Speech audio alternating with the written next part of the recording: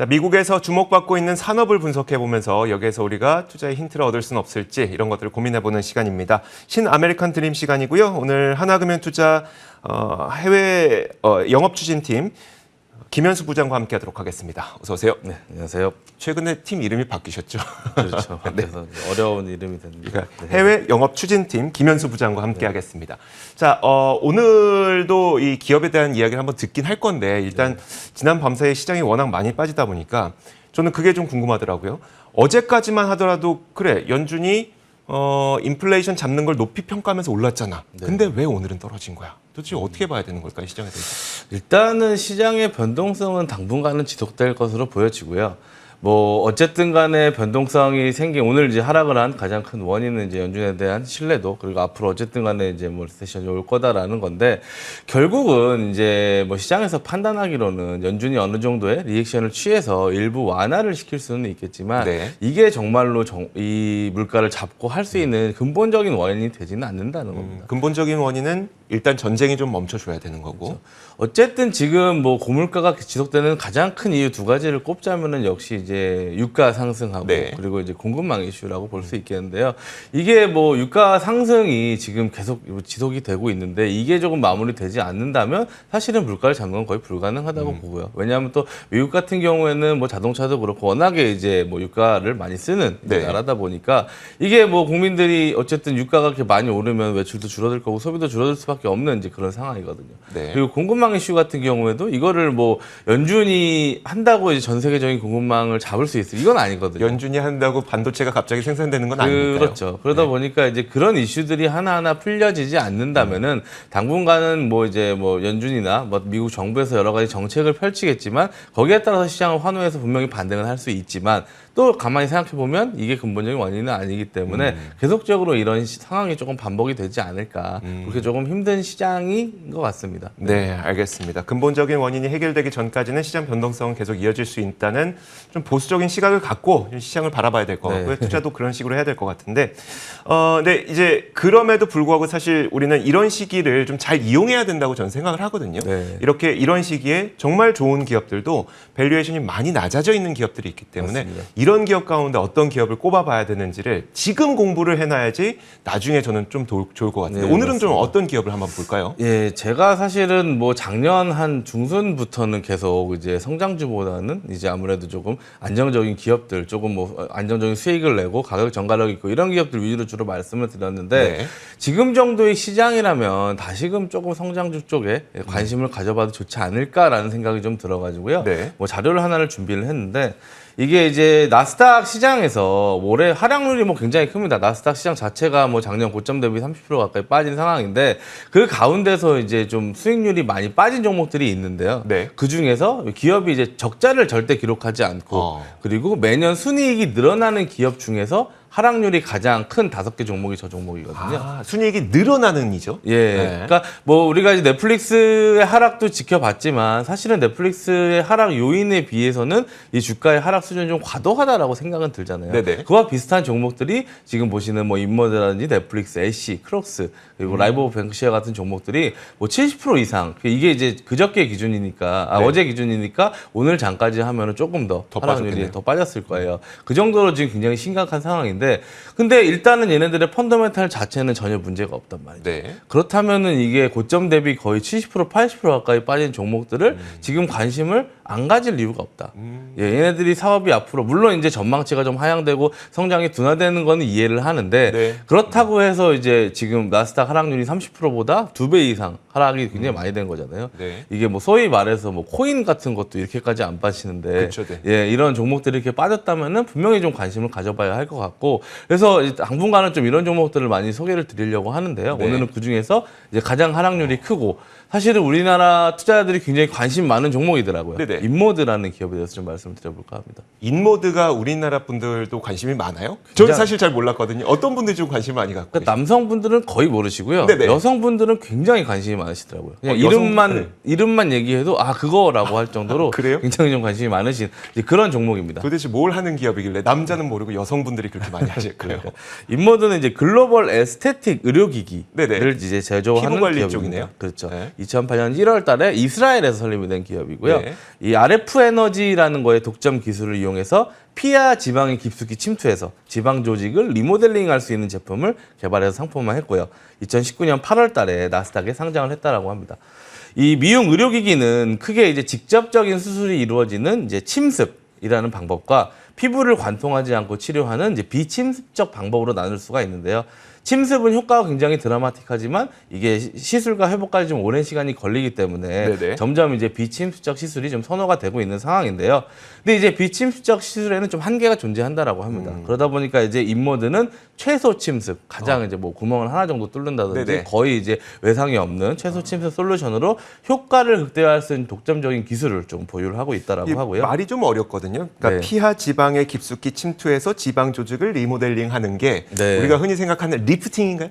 그러니까 지방 분해, 지방 뭐 분해, 리프팅, 뭐 피부 탄력, 예, 뭐 이런 그런 이제 것들을 하는 기업이 할 수 바로 있는 이제 기업인 인모드. 거죠. 네, 지금 댓글창에도 보니까 인모드 잘 알죠. 여자분들은 네, 이렇게 굉장히 하는. 잘 아시더라고요. 그래서 그래서 이제 어쨌든 지방을 어떻게든 조절을 해야 되다 보니까 피부에 바늘이 들어가야 되는데 이 바늘이 들어가는 게 침습, 그리고 네. 바늘을 좀 안 들어가는 게 비침습인데 인모드는 최소 침습. 예, 그러니까 덜 침습은 들어가는. 보통 이제 수술을 네네. 침습이라고 이제 생각하시면 되고요. 네. 비침습은 그냥 이제 피부에다가 이제 하는 것들이 있는데 어쨌든 이제 이런 의료 기기들을 이제 인모드가 이제 제조를 하고 있고요. 이게 이제 주로 얼굴, 목, 복부, 팔뚝, 허벅지 등 다양한 신체 부위에서 피부 강화 그리고 지방 흡입, 리프팅 등 다양한 미용 목적으로 좀 사용이 되고 있습니다. 알겠습니다. 그 인모드가 그러면 어떤 기술을 좀 갖고 있길래 우리가 이 기업을 좀 주목해야 될까요? 요게 이제 주력으로 삼고 있는 게 RF 에너지라는 이제 그런 이제 RF 에너지를 이용해서 이제 네. 고주파수 에너지라는 거거든요. 요거를 사용해서 표피에 흡수되지 않고 조직 깊숙이 침투될 수 있도록 이제 표적화할 수 있는 에너지라고 하는데요. 요 에너지는 이제 MRI라든지 종양 절제 수술에도 사용이 되는데 네. 이 RF 에너지는 다양한 방법으로 이제 피부에 전달을 할 수가 있습니다. 보통은 이제 단극으로 전달을 하는데 인모드 같은 경우에는 양극을 이용해서 최소 침습 방식으로 이제 이런 기기를 만든 최초의 회사라고 하고요. 그와 관련된 굉장히 많은 기술력들을 좀 보유하고 있습니다. 그래서 이제 내부에서 열 전달을 통해서 이제 지방을 액화시켜서 네. 그걸 좀 흡입을 하고요. 그리고 이제 피부는 조여가지고 굉장히 드라마틱한 변화를 가져온다라고 합니다. 기존까지는 이런 것들이 이제 레이저를 통해서 많이 진행이 됐다라고 한다면 지금은 이제 이 RF 에너지를 통한 시술이 굉장히 많아지고 있는 추세다라고 합니다. 알겠습니다. 그러면 이제 그 인모드에서 이 RF 에너지라는 기술을 이용해서 현재 판매하고 있는 제품들은 어떤 게 있을까요? 예, 그러니까 피부과 우리나라 피부과에 가도 굉장히 많이 보실 수가 있는데요. 근데 저는 이제 피부과나 아니면 성형외과 홈페이지를 제가 왜 들어갔는지 모르겠습니다만 제가 들어가 보면 네. 이제 가장 첫 화면에 인모드 뭐 기기 도입 이런 것들을 광고하긴 하더라고요. 예, 요새 네. 뭐 굉장히 많이 좀 광고들을 하는데 요게 이제 제품을 살펴보면 크게 이제 플랫폼하고 핸드피스, 핸즈프리 네. 애플리케이터 이렇게 세 가지로 뭐 구분을 할 수 있습니다. 지금 화면에 보시는 저 맨 위에 있는 것들이 다 플랫폼들을 이제 나타내는 건데요. 요게 이제 설치하는 큰 기기고 이 속에는 이제 RF 에너지 발생기, 레이저, 컨트롤러, 터치스크린 인터페이스 같은 것들이 이제 구성이 되어 있고요. 이 사용자 그 인터페이스를 통해서 의사가 저기에 연결할 수 있는 핸드피스, 그러니까 네. 뭐 목이라든지 뭐 지방 복부라든지 이런 쪽에 연결할 수 있는 이제 그런 이제 핸드피스를 선택하고 에너지 수준이라든지 펄스 폭 그리고 기타 맥의 변수를 설정해서 이제 치료를 진행하고요. 요게 지금 안정성과 효과를 최적화할 수 있다라고 합니다. 그러다 보니까 이제 특정 신체 부위, 뭐 특정 치료에 대한 안정성 및 효능을 좀 극대화하기 위해서 핸드피스가 설계가 됐고요. 그래서 피부 온도 실시간 측정, 임피던스 모니터링, 전원 차단 등 굉장히 좀 안전장치들이 많이 포함되어 있는 이제 그런 기기입니다. 요게 이제 바디 타이트라는 이제 핸드피스를 시작으로 뭐 페이스라이트, 넥타이트, 뭐 아큐타이트, 그리고 뭐 바디 FX, 뭐 트라이톤, 포마, 뭐 트랜스폼, 타이트 이런 이제 여러 가지 브랜드들을 가지고 있어서 혹시 피부과에 다니시는 분들은 이런 이제 브랜드를 보면 아 이게 인모드 기기다라고 이제 아실 수가 있을 겁니다. 네네. 알겠습니다.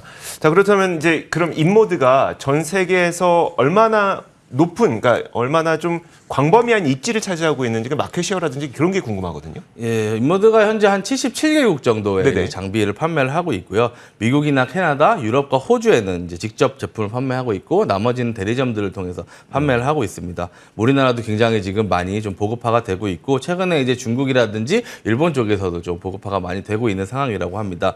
뭐 관련된 다양한 특허를 많이 보유하고 있고요. 미국 FDA에서 28개 정도의 승인을 포함해서 전 세계 세계 관련 국가들의 다양한 의료 관련 승인을 통해서 현재 전 세계에 한 12,700개 정도의 플랫폼을 판매를 했다라고 합니다.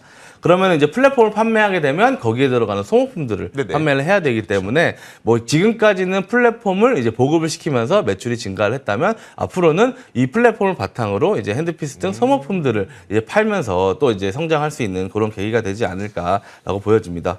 그래서 이제 소모품으로 인한 수익 비중도 꾸준히 증가를 하고 있는데요. 현 시점에서는 이제 플랫폼이 84% 그리고 소모품이라든지 연장 보증 판매가 한 16% 정도를 차지하고 있는데 이게 거의 10% 미만에서 분기마다 빠르게 조금 늘고 있는 상황입니다. 특히 이제 침스 플랫폼에 대한 이제 효과가 굉장히 입소문이 나면서 이거를 도입하는 이제 피부과들이나 뭐 의료 이제 그 병원들이 많아지면서 네네. 굉장히 조금 빠르게 좀 성장을 하고 있는 상황입니다.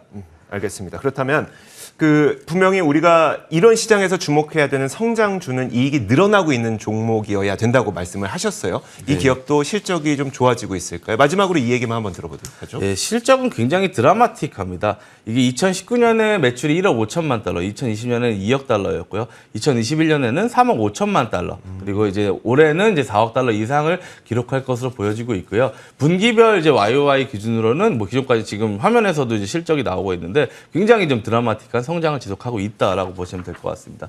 게다가 이 기업의 강점이 어쨌든 간에 이 기기를 이제 특허를 가지고 기술력을 판매하는 기업이다 보니까 매출 총이익률이 창사 이래로 한 번도 84% 이하로 빠진 적이 없습니다. 네. 예, 뭐 굉장히 좀 엄청난 매출 이익률을 기록하고 있는 이제 기업이고요. 영업이익률은 한 35에서 40%. 그리고 현금도 4억 달러 이상 보유를 하고 있고 부채는 1억 달러도 되지 않습니다. 네. 굉장히 탄탄한 기업이다라고 보면 되는 거죠. 현재 시가총액이 18억 달러, 한 2조 3천억 수준입니다. 네. 주가가 변동성이 굉장히 컸거든요. 이게 이제 시장이 코로나 쇼크를 받았을 때 거의 6달러 수준에서 지금 차트가 나오는데 최고점이 99달러까지도 갔었습니다. 근데 15배 정도 올랐다가 작년 11월 달에 시장 꺾이면서 같이 꺾여서 네. 거기서부터 이제 하락을 해서 거의 70% 가까이, 거의 80%에 가까운 이제 하락률을 좀 기록을 하기도 했는데요.